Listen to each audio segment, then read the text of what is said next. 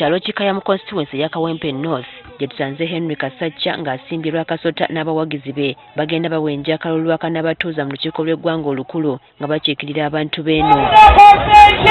Ono abadde awerekeddwako mmotoka okuli emizindaalo n'abogezi ab'enjawulo nga bagenda bannyonnyola abantu ng'ekibiina ki Democratic Party bwe basaanye okukyesiga nga balonda Kasajja okubakiikirira. Abamu babadde batuuka ne mu maka g'abantu ab'enjawulo okubatwalira obupande bwa Kasajja ng'eno bwe basaba akalulu. Buli wabadde asanga abantu abawera, Kasajja ng'ayimirira ayogerako eri bo ng'abannyonnyola lwaki yasaanye okuweebwa ekifo kino. Akabonero kange ka nkumbi nzize wano okuwasaba akalulu nga nze ng'omubaka ow'ensonga.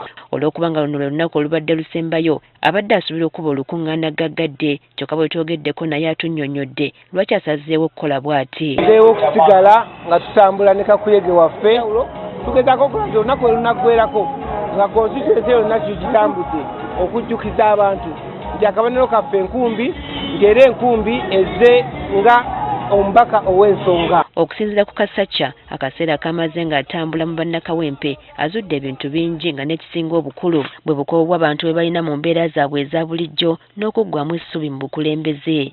Abantu bakooye abakulembeze, abantu bonna buli omu yakoowa bagamba kimu bwe tubona tebatuyambye.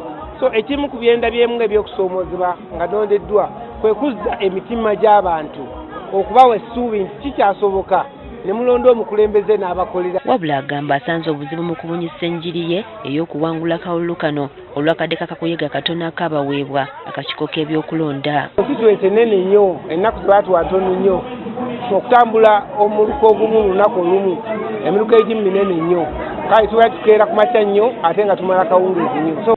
Ye Muhammad Lusa Luwemba naye avuganya ku kifo kino tumusanze Kanyanya.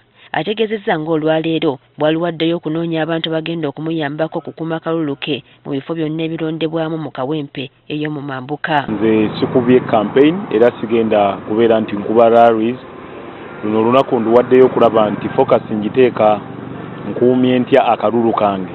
Ategeezezza nga bw'asazeewo era okusomesa abantu be ku bukodyo obw'enjawulo obunabayamba okukuuma akalulu. Nafunye abakugu abaakolako mu byokulonda oba abeetabako mu kukuuma akalulu akawedde bajje basomese abakuumi bange baba agency bange babawe ku bukodyo obw'enjawulo babawe ku kiki ekyetaagisa omuntu okukuuma akalulu. Agamba nti bonna bakubika kuyege mu bisaawe tebamuyigudde ettama nti okutuukirira abantu obutereevu kyekisinga.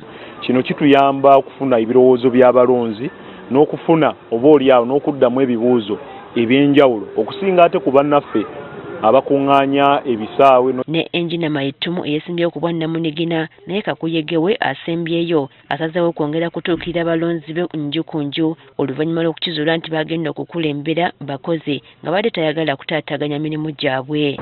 Twatambudde bulungi tubadde eno ku Paris zonna mwenda tubadde ne meetings abantu baeno bangi bali ku business banoonya mmere banoonya sente but twafudde mukisa netufuna bangi.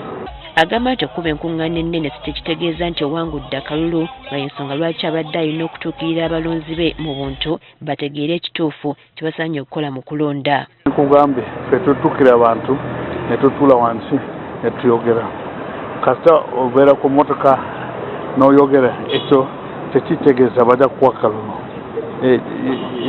It's different. Kasita omuntu ayita akulaba batemufuna engagement.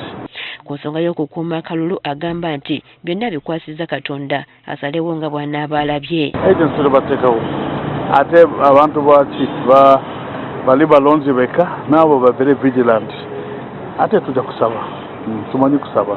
Oluvannyuma lw'okukomekereza kakuyege waabwe bonna abeesimbyewo olunaku olw'enkya basuubira okusisinkana akakiiko k'ebyokulonda okwongera okuttanya ku ngeri akalulu kaabwe bwe kagenda okutambulamu olw'okulwokuna akalulu kakubwe. Priska Namulema agafeeyo.